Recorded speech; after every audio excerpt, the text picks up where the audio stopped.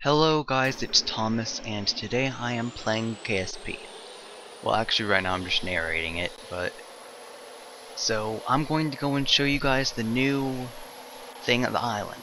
They changed out the things a lot. They edited it all and now looks a lot better. So I just made a little plane. It's barely able to get there. It's really unstable. I actually spun out a few times in it, if you see, like right now. Out. But it goes wherever you point it, so it's good enough. And so I go up to the island. Now, I had already flown another plane over there, but I had some problems with the Kerbal getting stuck, and by stuck I mean just not being able to walk. It's kind of hard to explain if you haven't had it happen to you. But like it's like they're falling, but they're on ground.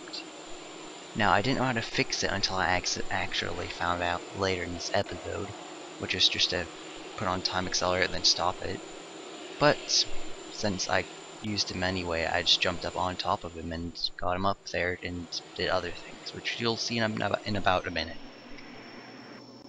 So with landing the plane, I'm not very good at landing, so if you see I came in at a steep angle, and came in too low, then too high, and then I go bounce, which didn't help, but if it didn't bounce I would have gone straight into the side of that hill. So now I'm running around and running to the hangar, and they retextured everything. There's even some ruins.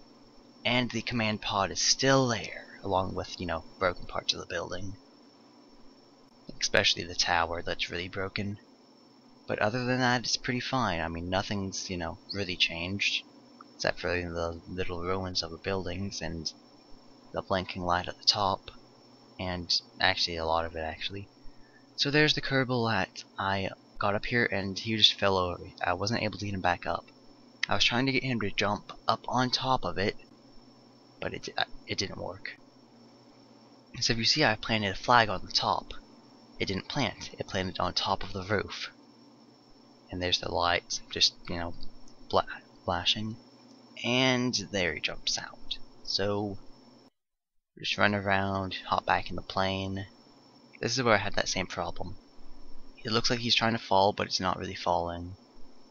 So then I try time accelerating, and it works. It fixes it. Something I've learned to do is not to need ladders, but just to, with the delta wings, just to lower the gear, and it's low enough you can jump onto it. So put up the gear, start up the plane, and I barely get over this mountain. It's within meters of crashing into it, and I spin out again, but recover it. This plane is very unstable, but it's to the point of being unstable that I can actually control it again. Now, the map that you just saw wasn't really useful, since it takes an orbital speed, not surface speed, so it told me I was going actually away from it while I'm at, can't talk today, where I'm very clearly going right towards it, so there's that. So I'm just running around, well, not running, flying around, going back to it, kinda fast, not really fast. I do know this plane can get high altitude if I change out the intakes or something better.